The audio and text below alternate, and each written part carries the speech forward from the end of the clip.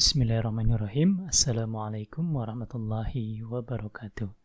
Selamat datang di Telaga Iman.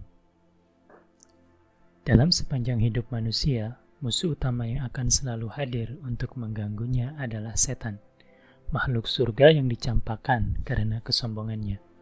Sebagaimana permintaan iblis kepada Allah Subhanahu wa Ta'ala agar ditangguhkan kematiannya supaya dapat menyesatkan manusia hingga hari kiamat. Banyak cara yang mereka lakukan untuk dapat menyesatkan manusia, bukan hanya dalam kegiatan biasa sehari-hari, bahkan saat beribadah kepada Allah pun tak luput dari gangguannya. Dan sholat merupakan ibadah utama yang tak luput dari godaan setan. Dinukil dari buku karya Dr. Hasan El-Qudsi yang berjudul 60 Kultum dan Tausiah Terbaik Sepanjang Masa. Berikut adalah 5 tanda orang yang sholatnya bersama setan. 1. Orang yang was-was dalam niat. Setan membuat hatinya was-wasan dan tidak yakin niatnya telah sempurna. Mengulang-ulang takbir, bahkan sampai berkali-kali, hingga imam ruku, bahkan sampai imam sujud, ia masih saja dipermainkan setan dalam niat dan takbirnya. 2. Orang yang ingat itu dan ini. Saat tengah sholat, setan akan mendatangi manusia untuk mengingatkan berbagai urusan, hingga sholat seseorang menjadi tidak khusyuk. Dikisahkan suatu hari, Imam Hanafi didatangi seseorang yang kehilangan barang. Ia lupa menaruh barangnya. Oleh Imam Hanafi, orang itu dianjurkan untuk sholat sepanjang malam hingga menemukan barang yang dicari. Namun, baru setengah malam menjalankan sholat, setan membuatnya ingat lokasi barang tersebut.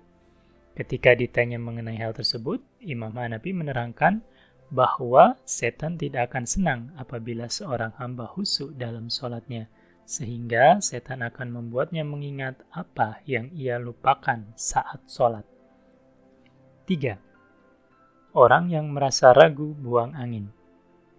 Perasaan ragu buang angin atau tidak adalah sebuah gangguan setan yang dihembuskan untuk mengacaukan salat seseorang.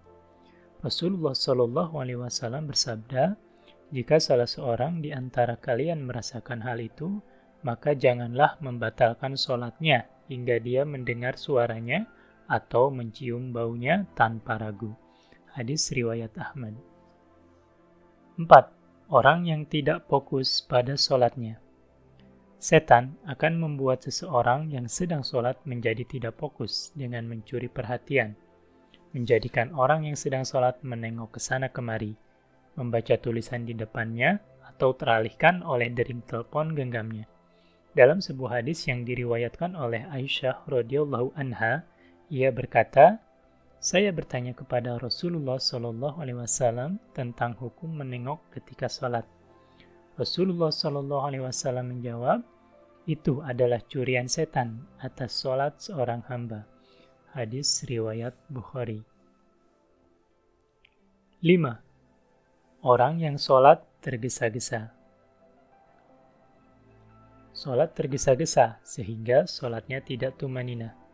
Rasulullah Shallallahu Alaihi Wasallam sangat melarang hal tersebut.